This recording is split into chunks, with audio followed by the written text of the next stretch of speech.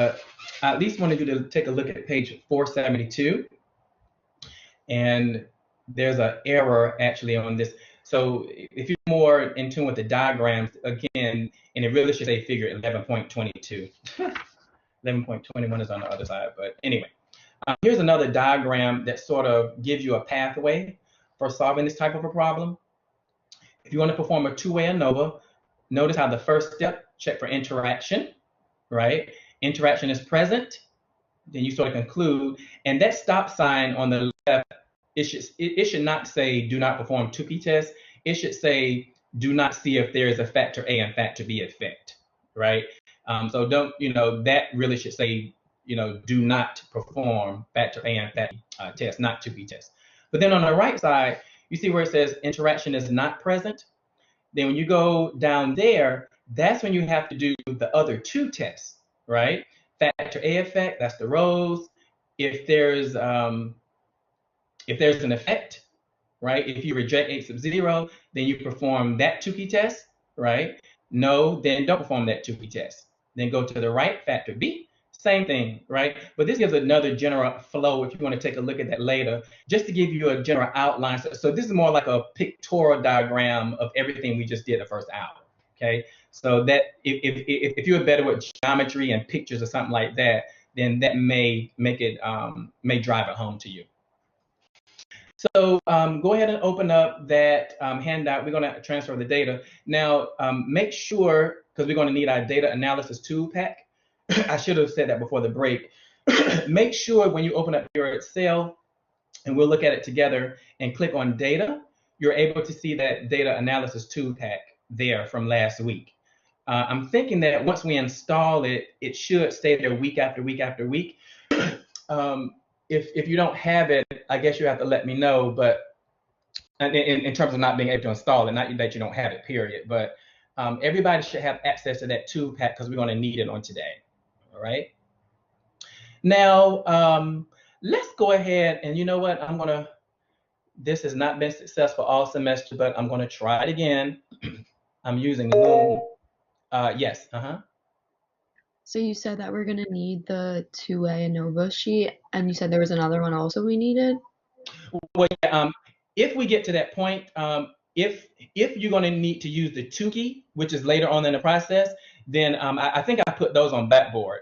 But just in general, just make sure you have access to the data analysis tool pack to do all of this stuff, just period. Okay.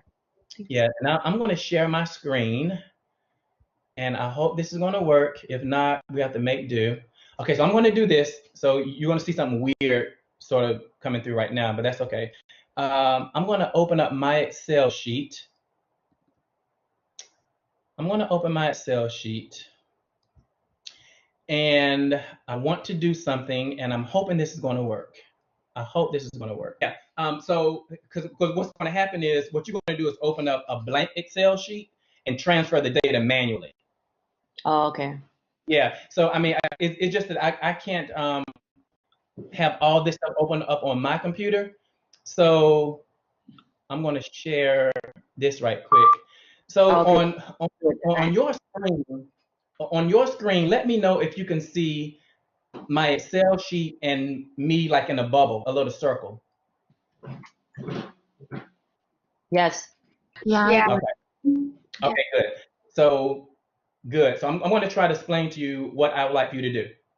Yeah, you're right. It's not going to transfer into your Excel, but if I gave you a problem like this, it would just appear just like that PDF.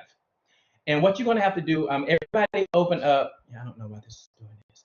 Open up your Excel sheet, like a blank Excel sheet.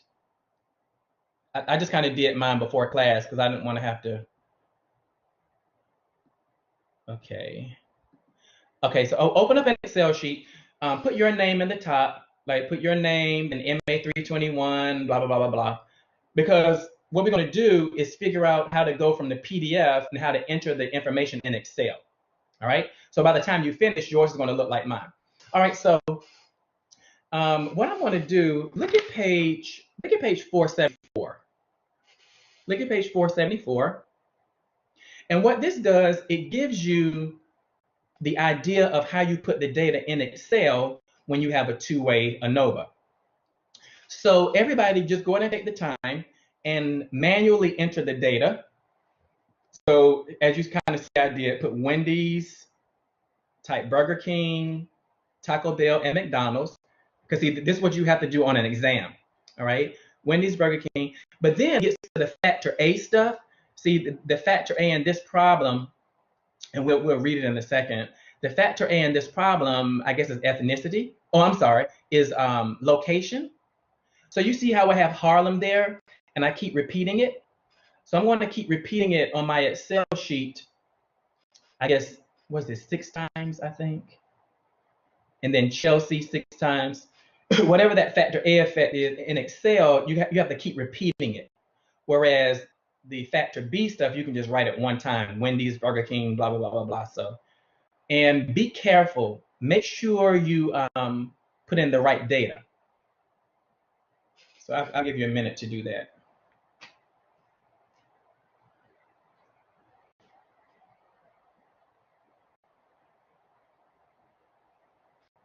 So it's kind of a lot going on. So you're going to have my screen sort of over on the left a little bit, then what you're doing over on the right there. Just kind of work it out.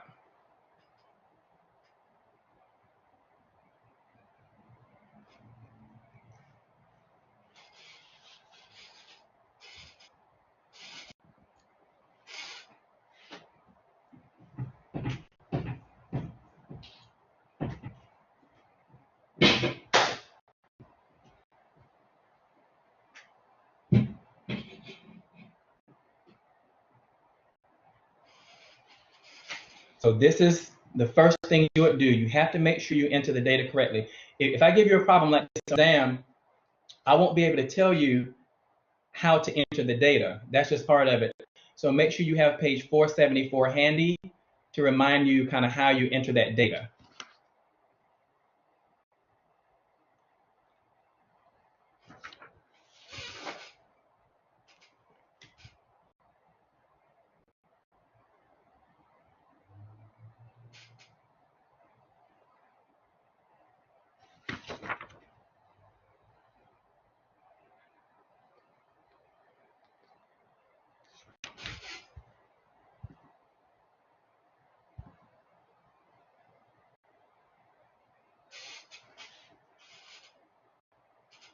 Do you want us to type the like what you have in cell A20, like at the 0.05 level of significance, that stuff? Oh, no, no, no, no. Yeah, I just typed it here so I wouldn't have to keep going back and forth. Yeah, as soon as you put the data in, you're good. Okay, perfect. Thank you. All right. Is anybody else still typing? If so, to say wait or tell me to hold up. I can't see the chat comments. I'm So. still typing. I'm still typing. All right. Too. Hold up. All right.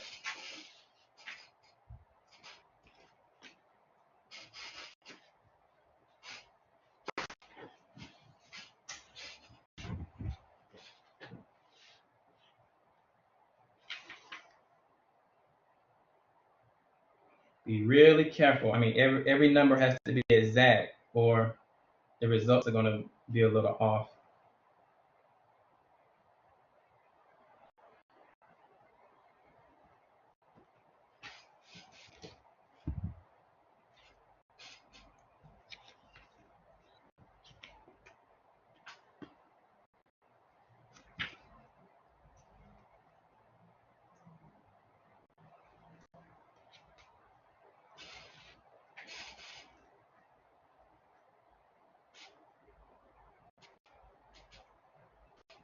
Are we good? No. Okay.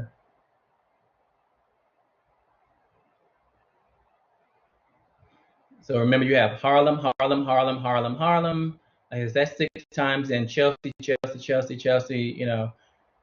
So what we're doing now is breaking up the problem into, you know, these different factors. And actually, it's not here. Keep on entering the data. It's not here, but this will be a good time. Yeah, this is good. So the Wendy's, King, Taco Bell, McDonald's, those are the column headings. So would you call that factor A or factor B in this particular problem?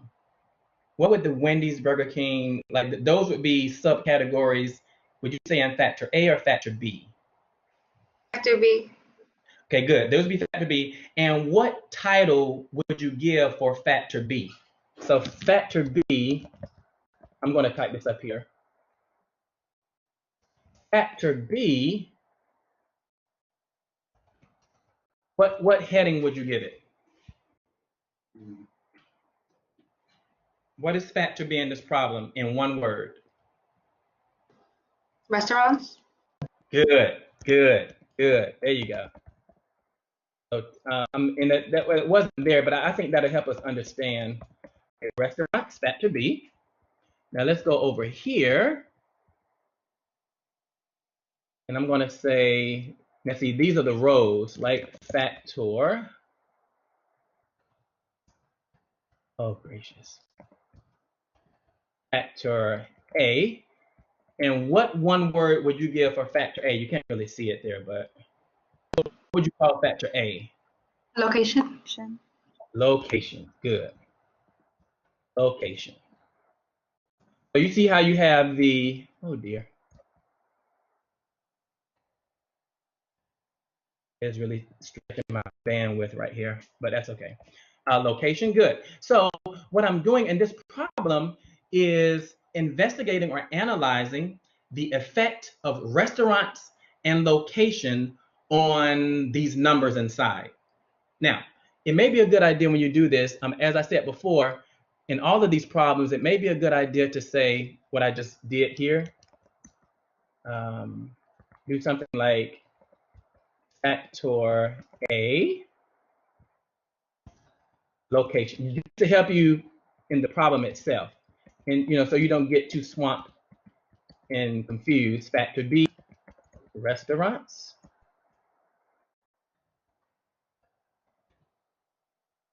Restaurants.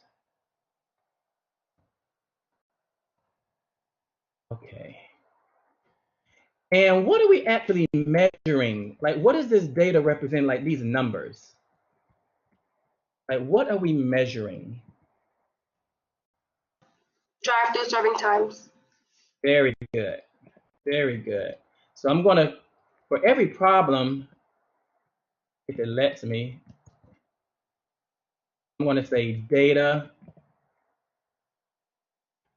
something like data measuring, or like, in other words, what we are measuring in the problem, drive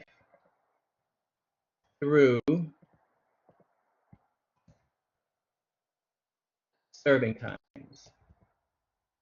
And see, that's going to help you stay focused.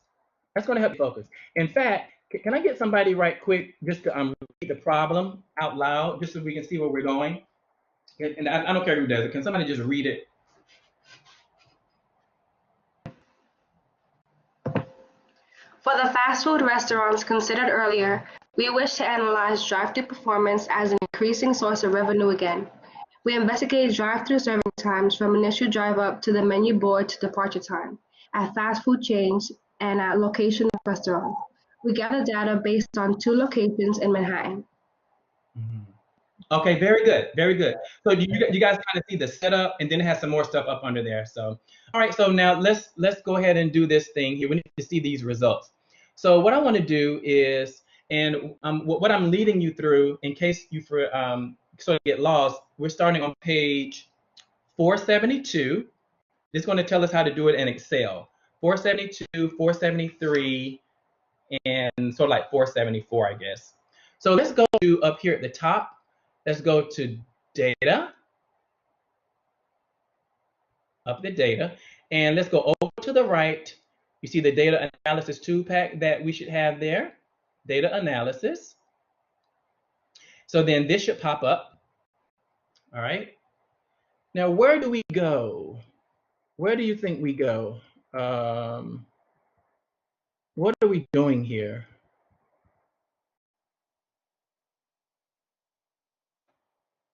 Do you go to ANOVA 2-factor without replication? There we go. There we go. There we go. So yeah, so we're going to go to ANOVA. Everybody see ANOVA two-factor. So when we're doing hours, and we don't really have time to get into like the difference between these, it has to do with, for example, if you go to the same restaurant each time versus different restaurants in the area, whatever. But we're always going to do ANOVA two-factor with replication. With replication.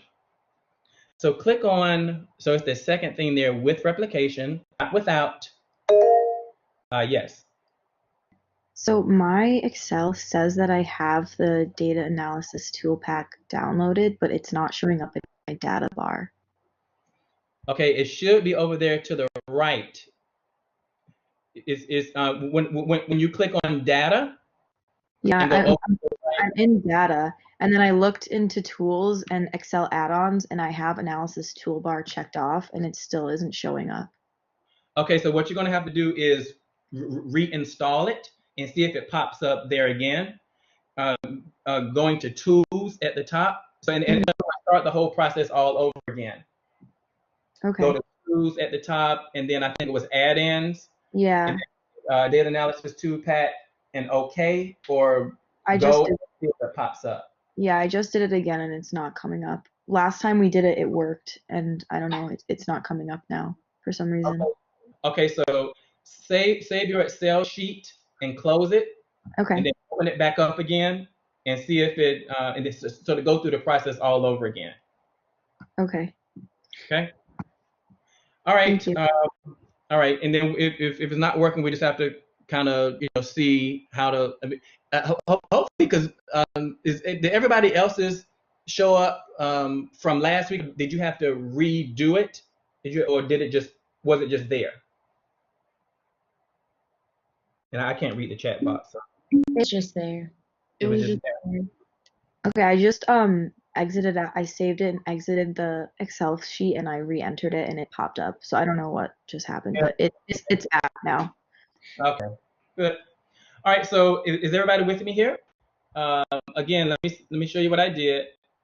I apologize for okay, so what we're going to do, go to data analysis two-pack. We're going to click on ANOVA two-factor with replication.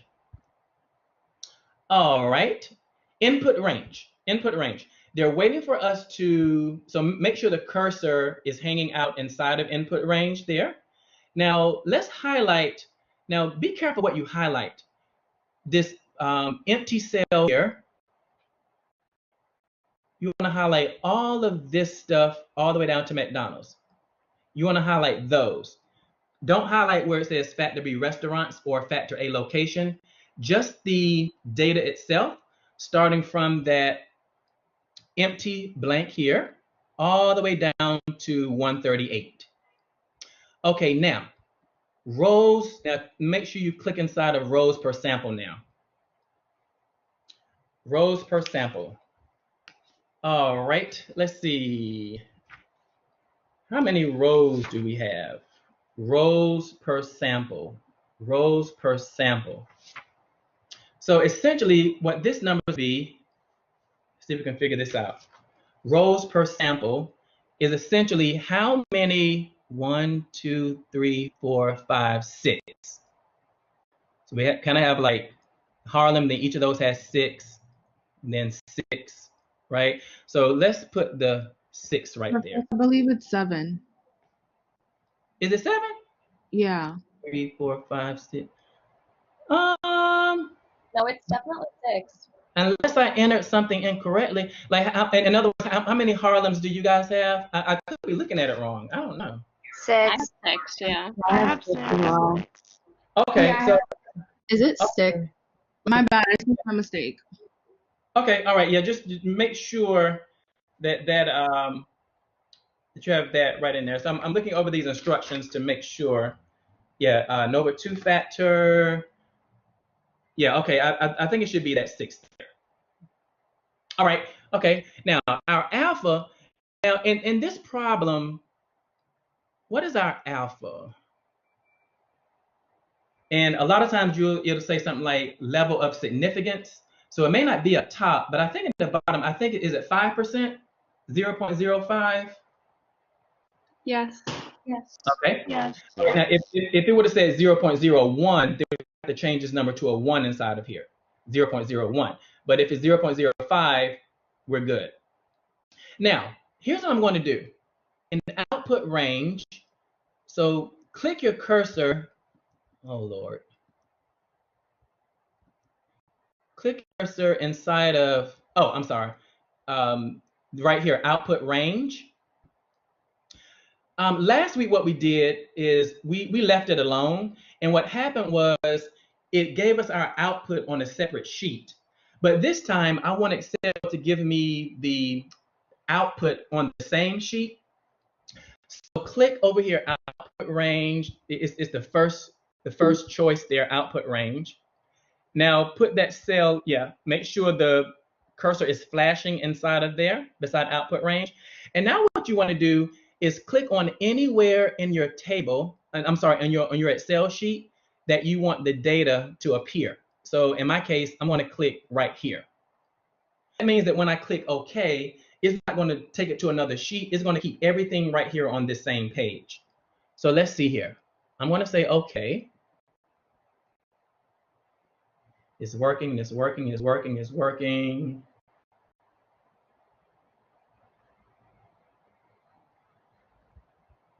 Well, I'm confused. What did you put for output range? So what you do is click on the little bubble that says output range. And then once you cursor inside of the output, the little cursor inside of the little blinking area, then what you do is come outside on the worksheet and click on any one of the cells there that you want the output to appear on. Yeah, and you press OK. Yeah, then press OK. But it's ANOVA two-factor with replication and put range must contain at least one data point. Did you highlight all the area that we talked about? Yeah. For example, data analysis, two-factor.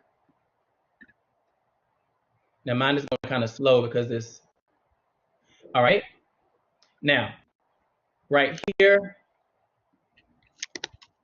in this cell here, input range, does that correspond to those, did you see like some green dotted lines around your data? Yeah. And you don't include factor B and factor A, right? It looks just like this here. Yeah, I got it now. Got it? Yeah, it worked. Thank you. Is everybody okay? Because see, this is important. This is important, right? You've got to be able to see this output. And just for a second, just compare yours to mine and see if it looks the same. So what I did, the output range, I clicked inside of here. And then I click anywhere where I want the range, the output to appear. And we should have that. We should have that. And you may want to stretch out, let's see, you can elongate these columns if you need to. Is everybody output match in a sense? This is your golden ticket out of a two-way ANOVA problem. Can you at least get to the results? These are the results. This is your golden ticket out of this problem. Is everybody with me? Everybody with me? All right. Now, here's what we have to do. We need to attack this problem. Based on what you know, what should we do? Hey, there's the output. What should we do? Step one. Test for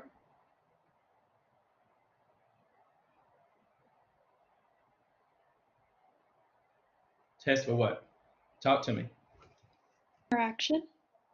Test for interaction. Very good. Very good. Okay. So I'm going to do this and you just kind of follow along with me. I'm going to kind of write all of my solutions kind of here, but this is kind of what I would expect.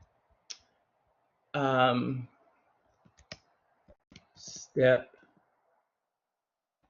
one. All right.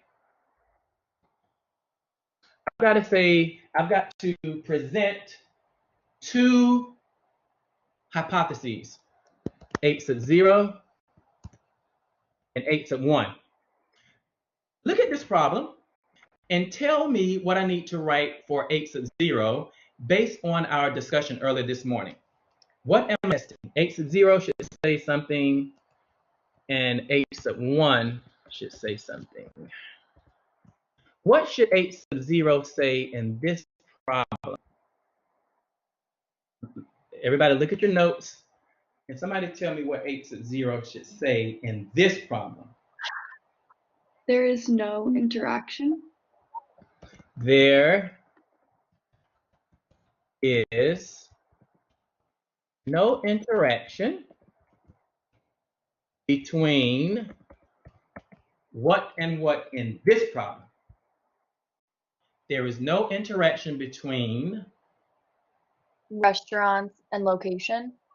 There we go. There we go. Between restaurants and location with respect to drive-through serving times. Yes. How do we know that there's no interaction? Huh? How do we know that there's no interaction? Because of the bottom? That's a good point. We don't yet. We don't. But what we're doing is setting up the boxing match to see whether there is or not. So in other words, when we say H sub 0, that's just a general way of starting. We're going to say there is no interaction. Then H1 is going to be that there is interaction. And then what we're going to do is look at the results to see which one is true, right? Stating we don't know yet.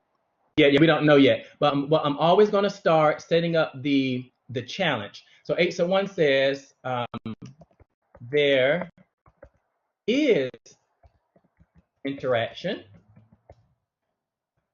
between blah, blah, blah, but restaurants and location. But that's a very good point, because see what we're doing in each one of these steps, all we're doing first of all is saying, well, okay, here's the confrontation. H sub 0, there is no interaction. H sub 1, there is interaction. Now let's look at the data to see if we accept or reject H sub 0. Now, let's look at this table here. Where do you think we would find that information? And again, I know we haven't taught it, but just use your gut. Use what you think. What you think. Where would information about interaction be on this table, on the results? Is it in the row that says interaction? Very good. Look all the way down at the bottom. On the left, you see where it says ANOVA, source of variation, sample columns. Interaction. Boom. Right here. I'm going to try to color code it. This thing is going super slow. Just so you can see right there. Okay, that's interaction. And remember we said the only way we can tell whether it's interaction is by comparing what two numbers? What two numbers in the interaction row? Where do our eyes go? The F test and the F critical. Very good. So here and here. Okay. So we look at those two numbers, and I can't draw on here, but everybody draw a picture of the F table and put the cutoff value where you think it goes, and put the F test where you think it goes. Remember, here's our F test here, and here's our F critical, F cutoff. And these are the two values we're going to be looking at for interaction. And draw a diagram that you think supports or bears out what you think you see. How do we draw a diagram in Excel? You can't. No, I just meant freehand. Oh, in our notes. Okay, all right, thank you. So I'm going to do it here. I don't know if you guys can see me, but see, yeah. So you, I mean, some people actually figured out how to do it in Excel, but yeah, I'm just thinking about freehanded. Yes. You can just, if you go to insert, you can just put a text box in and then it lets you draw whatever. Whoa. Almost got clobbered there. Okay, yeah. I wouldn't expect you guys to do all that. I would just expect you guys just to freehand it because this, I mean, if you want to do it, that's fine, but you can sort of take the time to do some other important stuff. Okay, can you guys see this? I'm trying to, I don't know if you guys can see this, but this is interaction. This is interaction right here. And let's see, this cutoff here, what number did you put right here? You put the 2.83. Okay. And then where did you, okay, the 2.15, oh, that goes over here somewhere, right? 2.15. So now, according to what you see, are you going to accept or reject interaction? Are we going to accept or reject? Accept. We're going to accept because see, boom.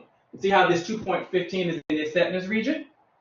Right? So now, this is going to let us know which one of these H0 or H1 statements is correct, right? So we'll do something like this.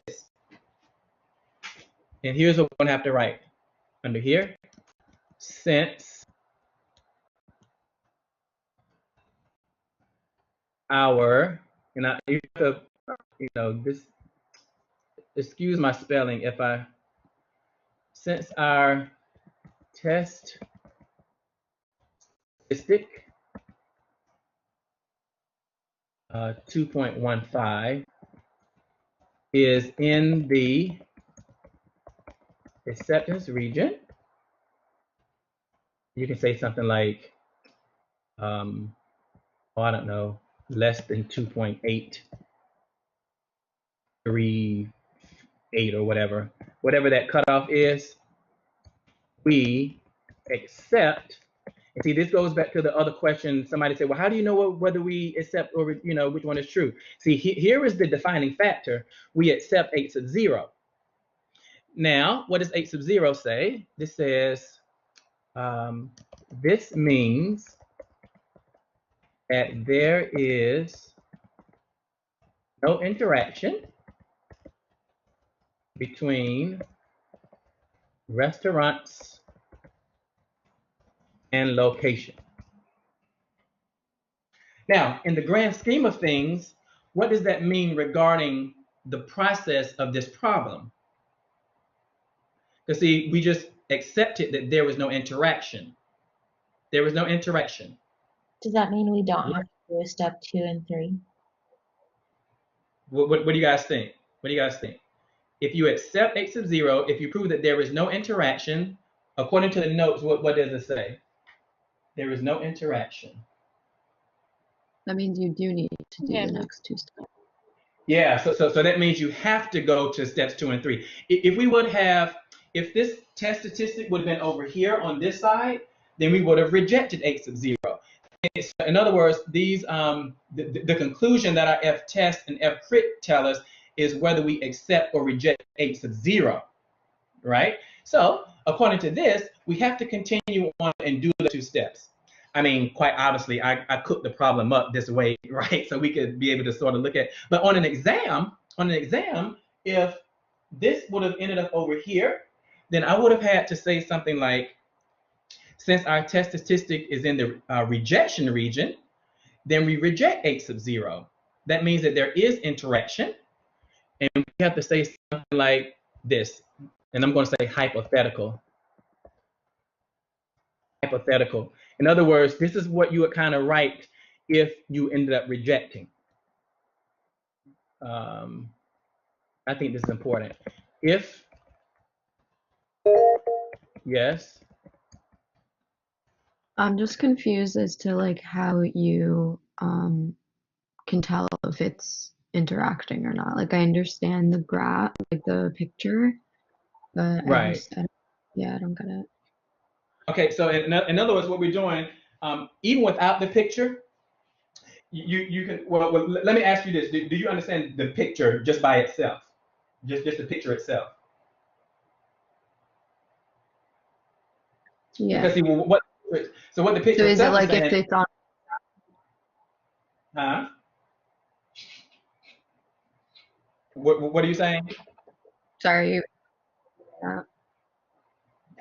Okay, so what this is saying basically is I'm going to interaction, right? So in other words, when I set up my 8 sub 0 and 8 sub 1, those are just two blanket statements without knowing what the result is in terms of whether I'm going to go with 8 sub 0 or 8 sub 1, right? Based on what I observed here, where it says this F test and this F critical, if this F test ends up in the acceptance region, then I'm going to accept 8 sub 0. Well, what does 8 sub 0 say? That there is no interaction. So if I accept 8 sub 0, I'm now concluding at this step that there is in fact no interaction between those two factors. That I understand, and then you go on to step 2 and 3, but what would make there be interaction if they were on the same side? Like, I'm just confused with Oh that. no. Okay, so what would make them what would make it be interaction is that this F test ended up over here to the right of 2.83. They were on the same side. Yeah, because see, this area is called the rejection region. So I would then reject the 0, which says, oh, there is interaction. Got it. Okay. Okay, no problem. So if I reject 8 sub 0, I have to say something like this. If reject 8 sub 0, then there is interaction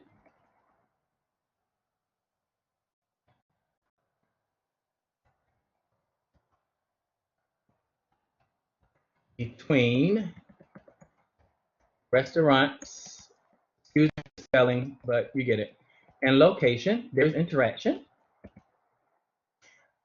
Hence,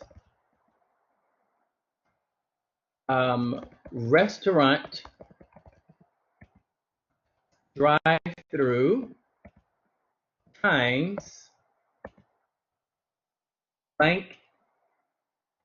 I'm going to leave this blank on location. What word am I supposed to use in here? And you may have forgot. We did this real earlier today. There's a word we have to use. I'm sorry, did somebody say something? I don't know. Depends. Yes, yes, yes. Depends. Because remember I said if you reject, you have to use the word depends. Depends on location. And I'm going to try to draw a diagram there just for a second. Okay, so in other words, and then I'll say something like, we may proceed no further. See, so this is the case where if you reject an interaction, you have to say this kind of statement down here. And then, you pretty much use the word depends, and then you stop the problem and go to the next problem. I do not go to steps 2 and 3, right? But in this case, in our problem, we have to. But I'm just saying if this value here for interaction would have ended up over here, something like 3.5, right? Then that means that we reject interaction and then we're done with the entire problem itself. All right, we're getting there. Before I move on, yeah, we're making good time. Before I move on, I want to show you how to draw this thing called a cell means plot so you can kind of see what it means for interaction to exist or not exist. So do me a favor. Go to, you see this value right here? So these are the X bars in each problem. Do me a favor, highlight 1, 2, 3, 4, not the last one, not that one, just all these X bars under the restaurants. Hold down the command key. It should be right, if you have a Mac, right beside your space bar, command. And then go down here to this column average and highlight these 4 as well. So I'm highlighting those X bars up there and those down here. I held, now release. Go to up here, insert. Come over here to this little thing under line. See that right there? And then click the second one right there. A graph should up, and again, this is, I want to show you what interaction means. Yes, Which one did you click again? the second one. What is second. it called? Mine's like lined up differently. Yeah. Wait a minute. So insert. Insert. Then you go over here. So you see what it says recommended charts, and then right beside it, sort of like in the middle, like this one, you see the bar graph, the pie graph, the one right inside the middle. It could be in a different place in your location where it says 2D line, and then Yeah. I click the second one from the top. Yeah, okay. Mine's just in a different order, but I got it. All right. Do you guys see, at least this gives you a visual representation of what interaction means. Now, if there was interaction present, this orange line, I don't know what color yours is, they would kind of cross. Like this top line right here would kind of cross the bottom line. Or if they don't cross, they give off like being not parallel, so that if you continue to extend them, then they would eventually cross, right? But you can kind of see how visually that there really is no interaction, right? When you actually kind of plot the X bars, which are the averages, right? So this is more kind of credence. Now you can't just go by the diagram. You got to use the math, right?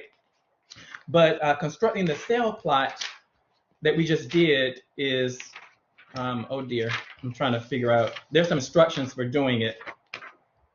I don't know, I have to find it later. But if we just did in terms of doing that cell plot, cell means plot in Excel, is in the book. I'll find it later. But essentially, I could ask you to plot the cell means plot for this problem. All right, and you just do the exact same thing that we just did. In fact, does it even, is that one of the questions on the problem itself? Oh yeah, you see at the very bottom, plot the mean serving times for each restaurant for both locations, or the sale means plot. So that's what we just did right there. So if it asks you to plot the sale means plot, that's kind of what I want to see there. All right. And if it's confusing, just go back and look at the recording. So I'm going to delete that so we can get back to the problem itself. Yep, I'm sorry. When I graphed it, it looks like I clicked on a different chart. When you chose which chart you were using, is there any way you can look at the name next to it? Like if it's... I don't even, let me see if it even has a name. Because mine do have them. I'm not sure if yours don't, but I chose Yeah, lines with markers. I'm not sure if that's correct. Yeah, mine doesn't. The only thing is mine has is 2D line. It's called the 100% stacked line with markers. Okay, thank you. Under 2D. Okay, thank you. You're welcome. Thank you. Oh, I guess when I hover over it, maybe that's what pops up. I guess, I don't know. Okay, all right. That's just kind of make sure you know how to do that. Let's get back to the problem. Let's say let's just do step 2 right now. Although we have to do all of them, both of these. Step 2. Okay, step 2 is checking for the, and at this point you can do either one. I mean, because you got to do both anyway. Let's do factor. Let's do, and up here I'm gonna say interaction, just so we'll know which one we're doing. Interaction. Let's come here, step 2. You had us make we don't need it. What's that? I just deleted it because we don't need it anymore for right now. Okay. Yeah, so let's say factor. Let's start with factor A. Now, let's write down 8 sub 0, because see, now this is like a separate problem. Now, what does 8 sub 0 look like in this problem? Can anybody tell me what 8 sub 0 looks like for factor A in this problem? Remember, factor A is what location? Yes. Would it be like mu row 1 equals mu row 2? Good. And in this problem, what's row 1? What is row 1 in this problem? Mu sub what? Anybody? Would it be like the the 154.9. Not quite. Go back to the original data. Well, let's see. Factor A is location. Harlem. Ah, there we go. There we go. Mu Harlem.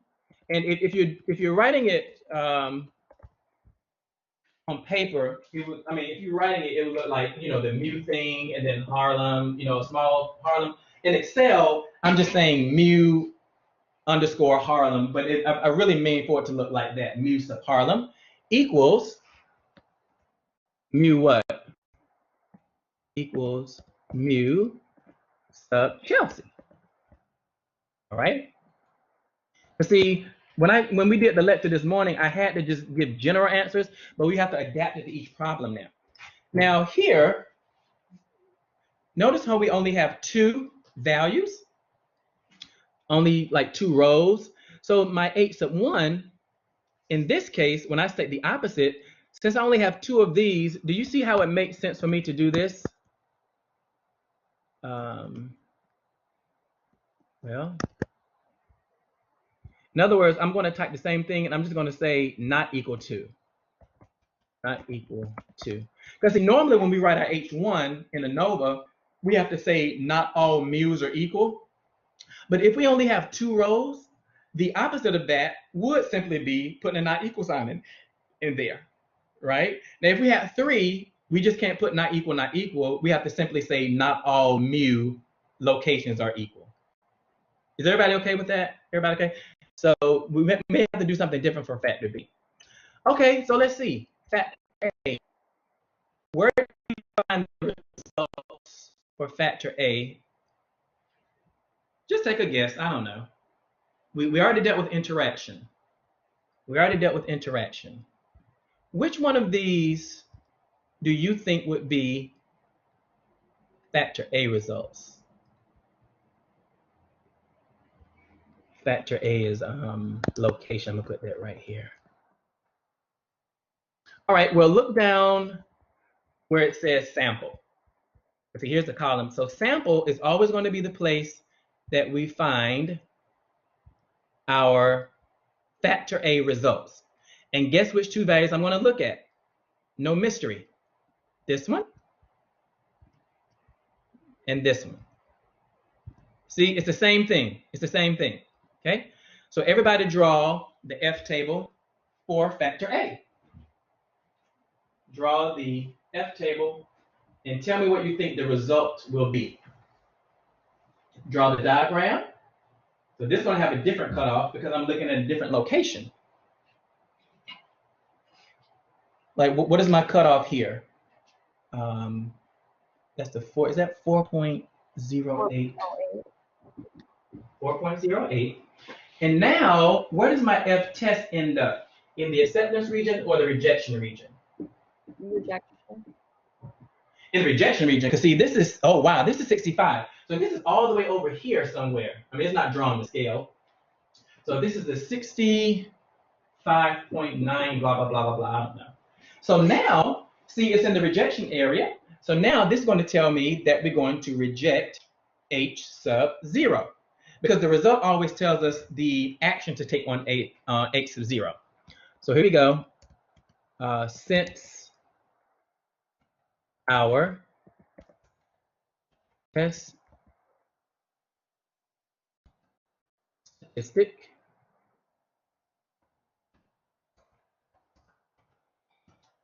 uh, 65.9, whatever, is in the rejection region greater than 4.08, this time we reject H sub 0. But which H sub 0? This one. See? The new one for factor A. Okay, I don't know why this is doing this. Okay, and so you guys just kind of continue. This means we reject, so this means that we reject H sub 0. So in this case, ordinarily we would maybe do Tukey, right? But since we already only have 2 columns, we know where the not equal sign goes, right? So this says, so we see that we had to bring it all together. There is an effect of location on drive-through serving times. Because see, factor A is location. So what I have to do in my conclusion, right? So we ended up rejecting H sub 0. Oh, so it means that mu Harlem is not equal to mu Chelsea. So it's not just at least one pair is different. It's just that this pair is different, right? So, but do you notice how I said the conclusion? I can either say, and I'm going to write both. There is a significant difference in drive-through serving times with respect to location. I just said the same thing 2 ways, right? There is a significant difference in drive-through serving times, or I can say there is an effect of location on drive-through serving times. Remember how we wrote it twice? There is a factor A effect, right? So I can either say it either one of these 2 ways, and you're going to have to hone your skills in using your English to kind of bear out what you find mathematically. There is an effect of location on drive-through serving times. All right. See what you guys can do with step 3 by yourself. And factor B has to do with columns. So you can kind of see where it's going to come from in the results. Try it on your own. It's okay if you're wrong. Try it on your own. Try to do step 3 by yourself.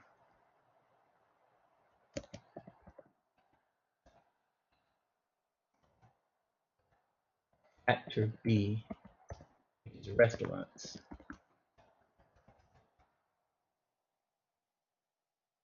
Set up your 8 sub 0 like we did before. But make sure, well, I'm not going to say anything. 8 sub 0, 8 sub 1.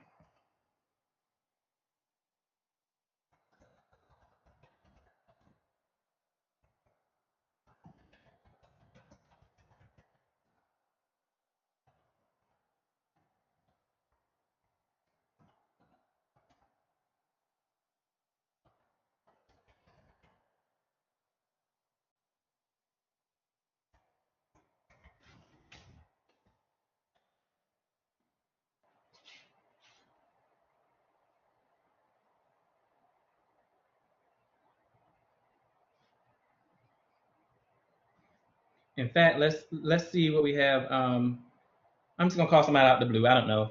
Michael, what do you think 8 sub 0 looks like in this problem? And when we're looking at factor B, just take a stab at it. I didn't get there yet. Like I got that like we reject it, but I didn't get to that part yet. Like Well, no. I drew the graph, but like I didn't write it out yet. For step 3. Yeah, I drew the graph. Like I found the F and F crit, but I about to do the. Oh no. The only thing I want you to tell me is what in the initial setup. What does your 8 sub 0 look like? Like mu what? Did you do that? It's like mu Wendy's equals Good. BK equals. Yeah. Very good. Yeah. Very good. Okay, mu BK, and I'm gonna, and I don't even know what order these. Let's see, mu. I think BK is next. If not, just put them in order. Mu, or Taco Bell or whatever,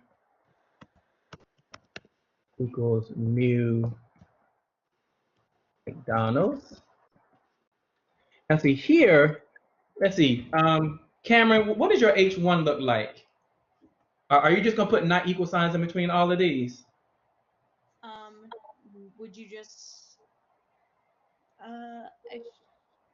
I'm not sure. Okay, no problem. No I problem. think the other times when we would do that, it would be like the not equal signs in between. Well, you have to really be careful here because the only reason we did not equal for step 2 was because there were only 2 groups. Yeah. But in this case, you see how we have 4 groups now? So we have to be very cautious in how we state it. Let's see, Isabella, what do you think? How are we going to write this 8 sub 1? Any idea? Are you saying because if we write like mu Wendy's is not equal to Taco Bell, because then that doesn't cancel out that mu Wendy's is not equal to Burger King and McDonald's as well? Is that what you're saying? Well, kind of. The only thing I'm saying here is that initially, when we write our H1 statement, we don't know which ones are not equal in terms of where to put the not equal sign. So remember, there's a general way we have to write it such that it sort of takes that into account. All right, so who is this? Yes. I put not all mu restaurants are equal. Very good. Very good. Yeah, because see, we don't know where the not equal sign goes, so we have to say not all mu sub, and then whatever the category is. Restaurants are equal. Very good. Okay. Now let's see real quick. Let's see. Let's get this. I think you guys kind of know where we're going here. Just for color coding purposes, there. And this location was whatever color this. I don't know if that's the same color, but okay. So restaurants, we're using column. All right. So let's see. What did you write? Since our test statistic. Let's see, what is our test statistic? Is that 18.9? I think it's 18.9. Is in the, I didn't draw the table, but is this what, rejection? I think rejection. Okay, rejection region. We reject 8 sub 0. This means that, here we go. Remember how one way ANOVA? This means that at least one pair of what? How did you guys write it? At least one pair of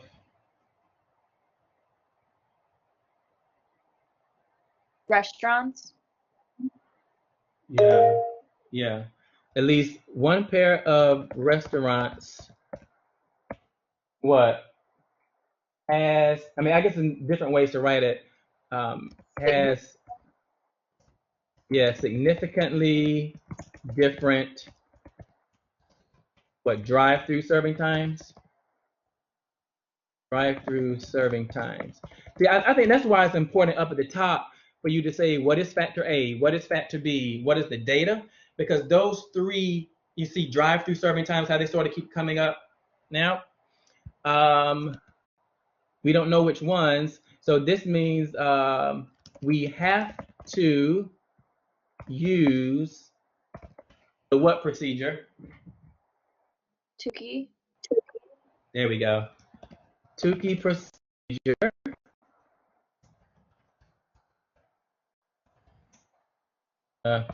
To find out which ones do. Right? And then there's a whole, there's some Tukey, there's a different Tukey tape I would have to give you to kind of do that. But I hope you guys kind of see, if you sort of take a bird's eye view, just the whole process. I know it has all these different little nooks and crannies, but try to be like an eagle or like a bird and kind of see the overall what's going on. First of all, deal with interaction. If you have to move on, then you go to steps 2 and 3. But did you guys kind of see what's going on? And I tried to color code these things to sort of help you out. I'm not going to do the Tukey right now. I'll sort of get to that a little bit later because I want us to at least start today's lab because this is going to be due by the end of the period. But I'm going to stop here. Save this to your desktop because this might be good. It may coach you along in terms of doing the actual problem that I want you to do. But I'm going to stop. Let's see. So this problem is technically not finished in the sense we have to do Tukey, but we'll kind of cross that bridge when we get there. And I'm going to stop sharing this right quick so I can come back to the